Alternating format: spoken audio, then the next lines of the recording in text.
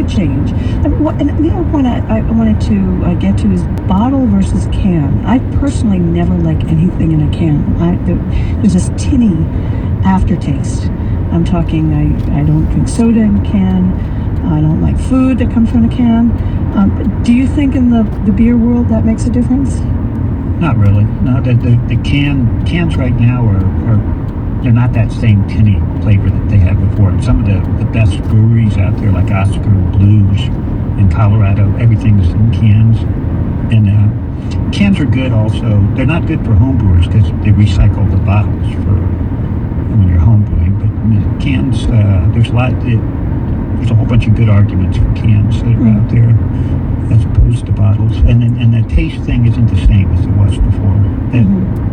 They have actually, if you go to some bars, they have these things called growlers, these big things where you can get your beer done in that.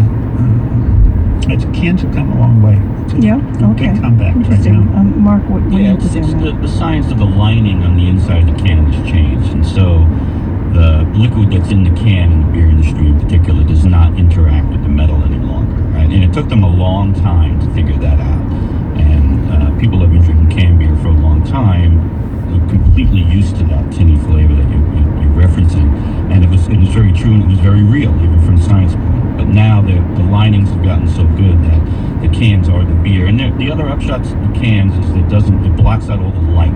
So light, sunlight or UV light, interacts with the molecules from the hops and gives beer a skunky flavor, right? So people have heard that term skunky. That means you've left your beer and somehow the sun has gotten to it and or some lighting, and that has an adverse effect on the beer. Well, cans, of course, don't let any light in, so they don't have that problem. Also, they 100% recycle. They're lighter to ship. You get more of them on a tractor trailer. You get another 800 cases on a tractor trailer, so the fuel to send the truck around is less. It's very hard to argue from a quality perspective for glass. It looks nice, we love it, but it's hard to make the argument. Well, what about tap? Will that have any advantages or disadvantages?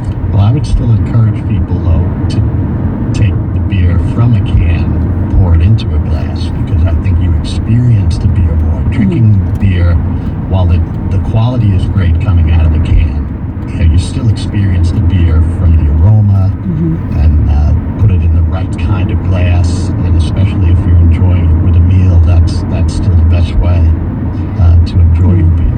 That's a good point. The beer is always made to be poured out, so the gas or the effervescence that's in the beer is always a little more. If you think about the real exaggeration of that is if you ever open up a can of soda or a bottle of soda and take a swig right away, and you just get that explosion of CO2, right? That burn in your mouth. Well, the same thing happens in reverse when you pour the beer into a vessel to drink out of. That carbon dioxide is released, the foam comes to the top of the beer, and that's how it's really made to be enjoyed.